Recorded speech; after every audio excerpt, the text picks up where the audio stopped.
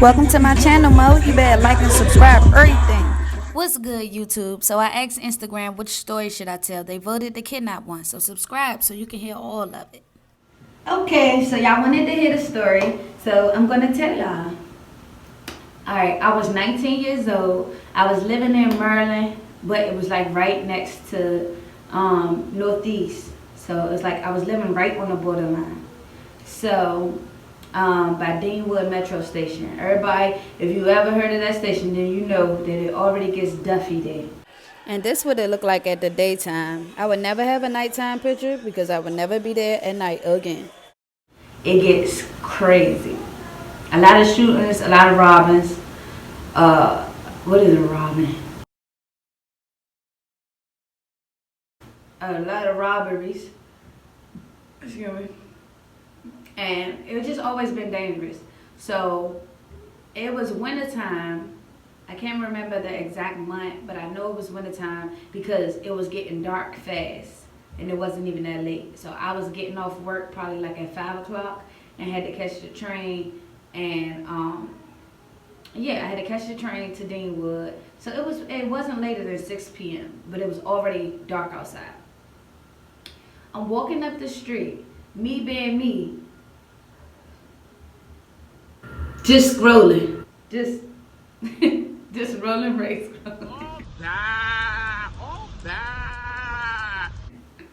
I was just scrolling my phone. So, at the time, that was my first apartment that was in my own name. But it was my mom's apartment, basically. I was staying there with my mother and my older brother. So, and my son, of course. So, I'm walking up the pathway. The pathway is like a curve. It's curved, so it's like a cut, basically. You can't really see your full way that you're gonna walk. You can't see that yet until you bend in the corner. So it was an extra space storage. That extra space storage is still right there. So I'm walking past the extra space storage. I see somebody coming down, like they're coming down the street and I'm coming up. Me, I'm scrolling. I know to be aware of my surroundings. I knew better. Let me just say that. I knew better. But I'm so used to somebody stopping me and saying something to me, and I was trying to avoid that. So, like I seen it was a guy, and I seen his statue. You know what I'm saying? So like I could see he was muscular a little bit, bald head dude, and he had on a tank top. And I should have known something. I should have known because it didn't click. Why the fuck he got a tank top on? It's cold out here. So that nigga was just insane.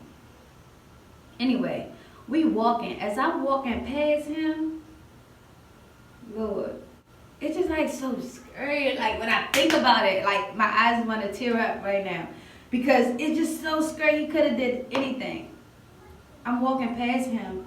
As soon as he gets past me, he turns around and like gets right behind me and he grabs me. He has a cloth on his hand. It's like a dirty white cloth.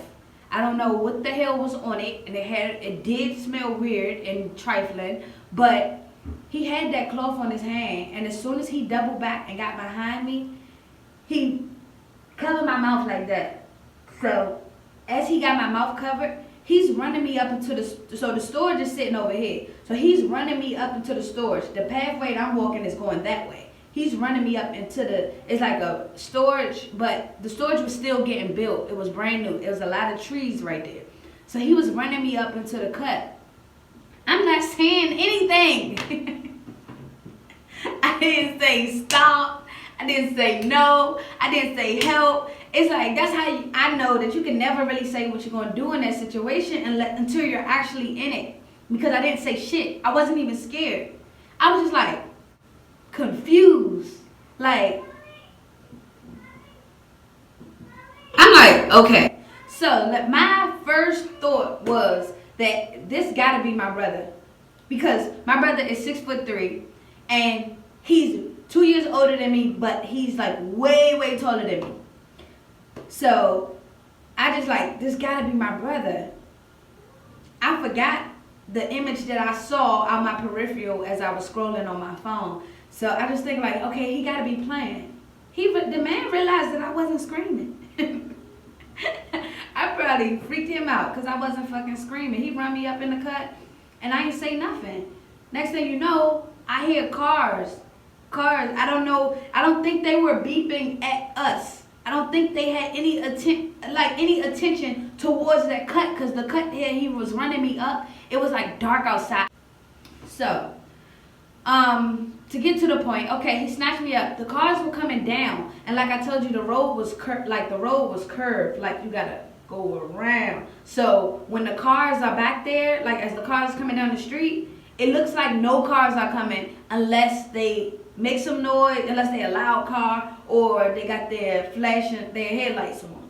So this car had their high beams on, and they had just beeped. It didn't sound like it was a beep like help, like oh get off of her, but they had beeped probably because it was another car trying to come out or whatever. So they kept going. When that car came down, he saw, like he's still holding me. He looked over and see the car coming down and see the lights, and then he just threw me down to the ground. I didn't fall, I just stumbled. And then by the time I turned around to I gotta get this face, I just still to this day, I can't not see his face.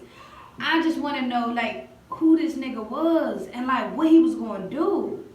He just threw me down and he get the hitting it right all the way back towards Kenilworth. How do I know that he went all the way back towards Kenilworth? Because I was stuck. I was like, a few moments later.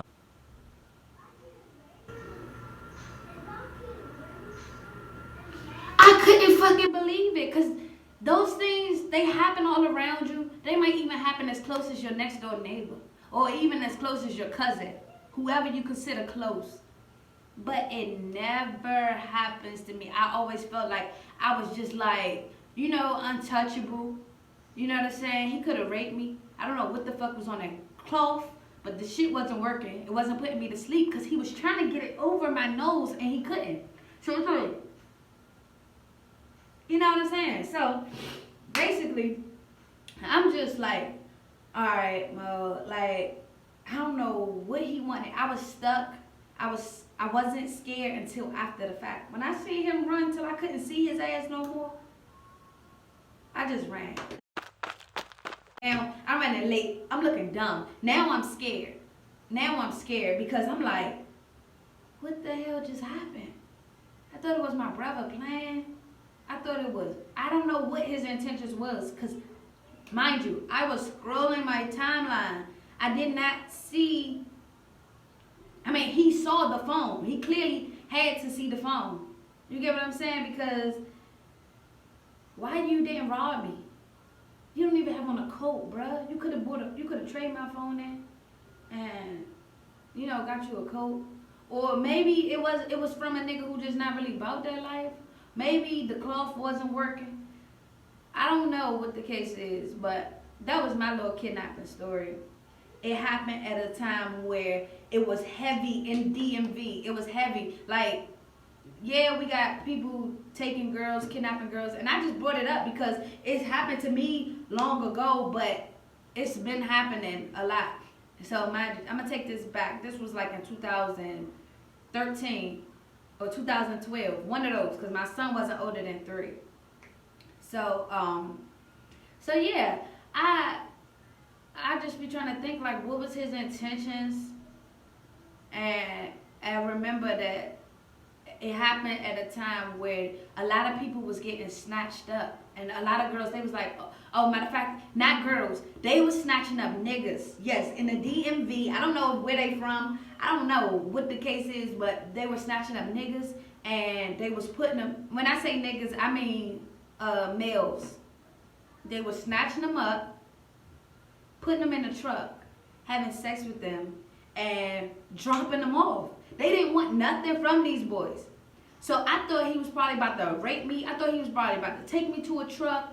I didn't know what the hell was going on. I didn't even have time to think because it happened so fast.